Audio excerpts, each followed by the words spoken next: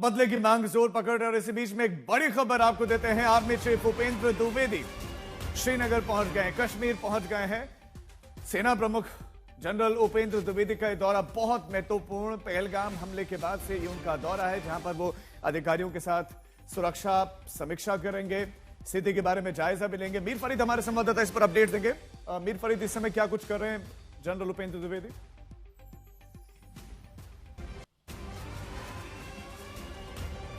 जी राजीव, जैसे पिछले कुछ दिन से हमने देखा है कि गतिविधि बहुत ज्यादा बढ़ी है। पहलगाम हमले के बाद अलग अलग लेवल पे सरकार जो है रिएक्ट कर रही है और अब सेना जो चीफ है वो कश्मीर में है। कल ही ये पता चला था कि वो कश्मीर आएंगे और फॉरवर्ड लाइंस के साथ साथ जो पहलगाम में और जो अंदर गड़बड़ी चल रही है, जहां ये अटैक हुआ है, तो उसके बाद सुरक्षा स्थिति की समीक्षा लेंगे। और जो काफी फॉर्मेशंस हैं इस वक्त लाइन ऑफ कंट्रोल पे भी, जो जहां हाइटेंड अलर्ट है, क्योंकि जैसे हम कह रहे हैं कि स्मॉल आर्म्स यानी कि जो छोटे हथियारों से कल एक्सचेंज ऑफ फायर हुआ है काफी जगह पे लाइन ऑफ कंट्रोल पे। पाकिस्तानी फौज जो कि भांप रही है कि शायद कुछ होने वाला है, तो स्पेकुलेटिव फायर बहुत सारी पोस्ट से उन्होंने खोला है, जिसका जवाब भारतीय सेना ने दिया है। अलर्ट पे है पूरा एलओसी, और जैसे मैंने कहा कि बहुत कुछ हो रहा है, जहां सुरक्षा स्थिति की समीक्षा अलग अलग लेवल पे हो रही है, वहीं सेना भी बिल्कुल तैयार रहना चाहती है और वही देखने के लिए जो है आर्मी चीफ यहाँ पे हैं। पहले वो श्रीनगर में थे और अब लौटेंगे। इस बीच पहलगाम में सैलानियों पर आतंकी हमले का भारत करारा जवाब देने की पूरी तैयारी में दिख रहा है। भारत ने सिंधु जल समझौते को स्थगित किया और पाकिस्तानियों का वीजा रद्द करके बता दिया कि इस बार सबक जरूर सिखाया जाएगा। भारत की पाबंदियों का असर हुआ है और पाकिस्तान बदहवास और तिलमिलाया हुआ नजर आ रहा है और कल पूरी रात पाकिस्तान अधिकृत कश्मीर की तरफ से गोलीबारी होती रही।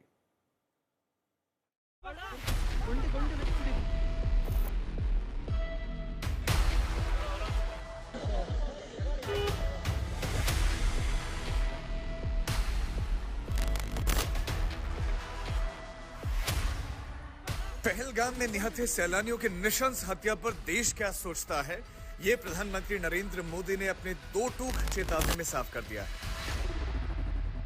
Today,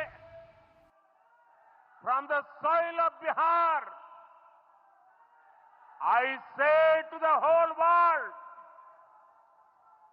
India will identify, track, and punish every terrorist and their backers.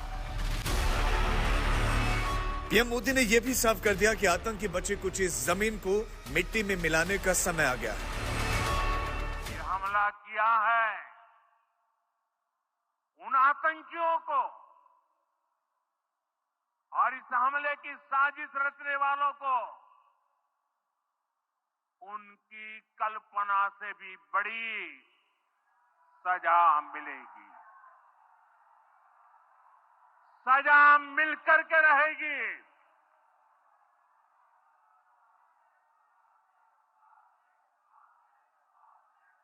अब आतंकियों की बची खुची जमीन को भी